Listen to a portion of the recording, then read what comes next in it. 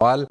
तो अगले कॉलर हमारे साथ हैं विपिन कुमार सिंह साहब और ये 7,000 की एसआईपी कर रहे हैं। विपिन जी पूछिए अपना सवाल। हेलो। विपिन जी अपना सवाल पूछिए। हाँ सर, मेरी 7,000 की एसआईपी है। हाँ हाँ जी पूछिए।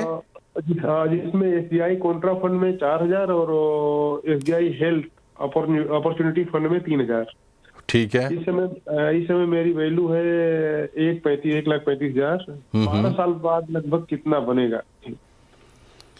तो बताइए कीर्तन 12 साल में 7,000 से कितना बढ़ेगा और दो फंड इन्होंने ले रखे हैं, क्या इस 7,000 रुपये को भी रीडिस्ट्रीब्यूट करना चाहिए?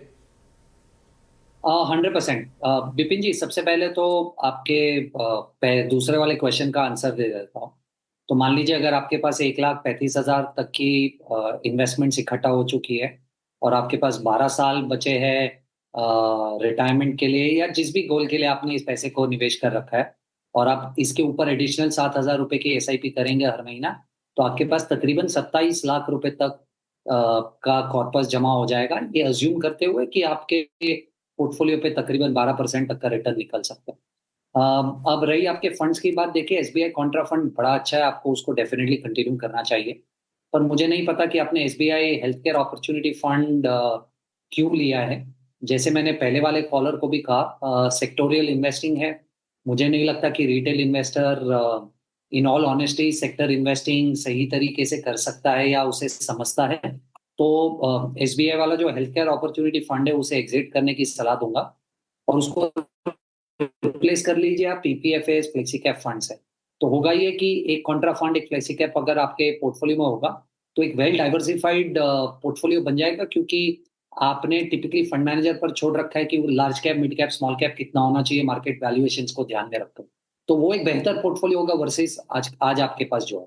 तो आप एसबीआई के हेल्थ केयर को पीपीएफएस फ्लेक्सी से रिप्लेस कर लीजिए और तकरीबन 27 लाख रुपए तक का कॉर्पस इकट्ठा हो सकता है आज से 12 सालों में, अज्यूम कर कि 12% रिटर्न आपके पोर्टफोलियो पर बनेगा।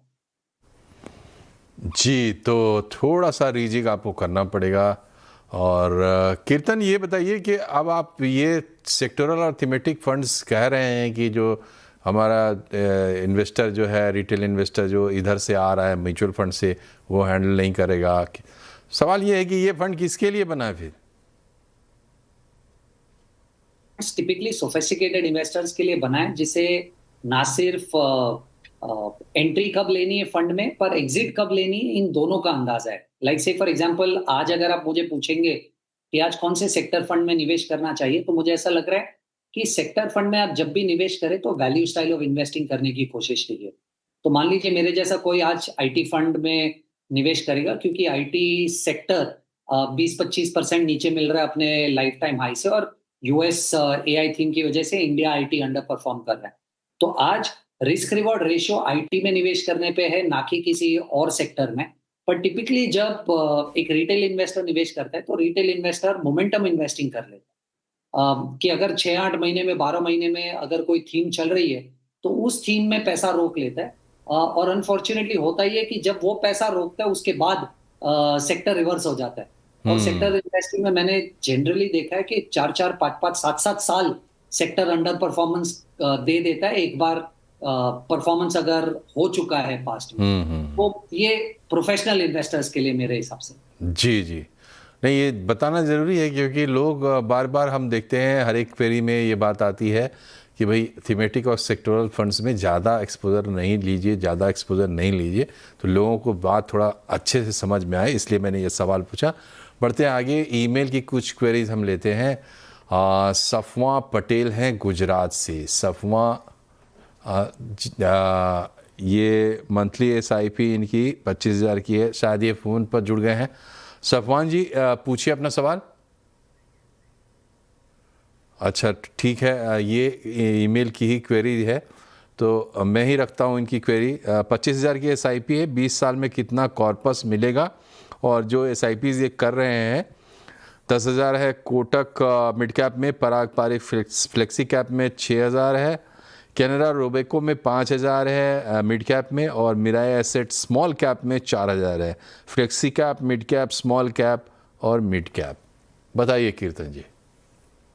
सबसे पहले पहला वाला क्वेश्चन आंसर कर देता हूँ। अगर आप 25,000 रुपए की एसआईपी कर रहे हो और 20 साल का समय है और 12% की रिटर्न एक्सपेक्टेशन से अगर कैलकुलेट करें, तो मुझे ऐसा लग रहा है फेयर एक्सपेक्टेशन है 20 साल के इन्वेस्टमेंट होराइजन में। और जबकि आपके पास मिड कैप स्मॉल कैप दोनों है आपके पोर्टफोलियो में, तो 12% की रिटर्न एक्सपेक्टेशन रॉन्ग नहीं होगी मेरे हिसाब से। तो आपके पास तकरीबन 2.3 करोड़ तक का एक पोर्टफोलियो बन सकता है आज से 20 सालों में।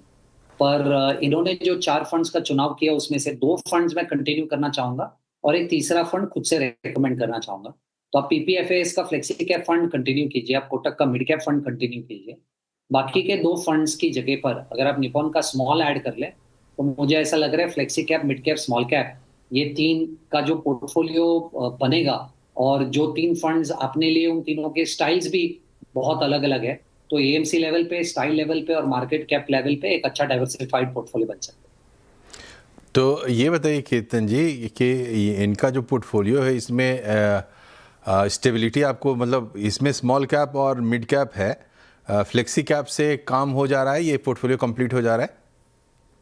मनोज जी, टिपिकली ये देखा गया है कि जब भी आप फ्लेक्सी कैप फंड में निवेश करते हो, तो फ्लेक्सी कैप फंड टिपिकली 65 से 70% अपने पोर्टफोलियो को लार्ज कैप में इन्वेस्टेड करे रखता है। हाँ। तो ये है कि लार्ज कैप की जगह पर अगर आप फ्लेक्सी कैप फंड ले लेते हो, तो फंड मैनेजर को एक फ्लेक्सिबिलिटी मिल जाती है कि वो बाकी के बचे हुए 20 से 30% के साथ कुछ थोड़ा सा खेल पाए। पर वो लार्ज कैप फंड है, तो वो थॉट है कि फ्लेक्सी कैप फंड आपका लार्ज कैप हो गया और आपने एक मिड और स्मॉल ऐड कर लिया, तो मार्केट कैप लेवल पे अच्छा डाइवर्सिफाइड पोर्टफोलियो बन जाए। चलिए, तो बहुत शुक्रिया आपका ये क्लियर करने के लिए। लेकिन कार्यक्रम हम समाप्त करें इससे पहले आप अपने टॉप 4 फंड्स जरूर रिकमेंडेशंस बताएं। मनोज जी, आपने देखा होगा मैंने पूरे एपिसोड में एक चीज बड़ी कांस्टेंट रखी है कि large cap, mid cap, small cap तीनों में निवेश करेंगे तो आपका पोर्टफोलियो डाइवर्सिफाइड होगा। पर इस पोर्टफोलियो कॉम्पोजिशन के लिए आपको कम से कम 60 से 8 साल का इन्वेस्टमेंट होराइजन चाहिए और वॉलेटिलिटी झेलने की क्षमता होनी चाहिए। अब इस एक थॉट प्रोसेस के साथ मुझे ऐसा लग रहा है कि आप अगर नया पैसा निवेश करेंगे तो आईसीआईसीआई का वैल्यू डिस्कवरी ले लीजिए, पीपीएफएस का फ्लेक्सी कैप ले लीजिए, कोटक का मिड कैप ले लीजिए और निपॉन का स्मॉल कैप ले लीजिए। ये 4 फंड ले लेंगे तो मुझे ऐसा लग रहा है एक अच्छा एक्सपोजर या समान exposure large cap, mid cap, small cap में, value style of investing, growth और मोमेंटम स्टाइल, ये सब में एक अच्छा एक्सपोजर आपका बन जाएगा। तो ये एक अच्छा पोर्टफोलियो है for anybody who wants to start afresh. पर जैसे मैंने कहा, 7-8 साल का इन्वेस्टमेंट होराइजन होना बहुत जरूरी है अगर इस पोर्टफोलियो में आप निवेश करना चाहते हैं। चलिए, तो ये रहे 4 फंड आपके सामने कीर्तन शाह की तरफ से। कीर्तन जी, आपका बहुत बहुत शुक्रिया हमसे जुड़ने के लिए, हमारे दर्शकों के सवालों के जवाब देने के लिए। और योर मनी में फ़िलहाल इतना ही। आप भी चाहिए तो अपने सवाल हमें भेजिए, हमारा ईमेल पता नोट कीजिए, हमारा व्हाट्सएप नंबर नोट कीजिए या फिर लाइव में हमें भेजिए। नमस्कार।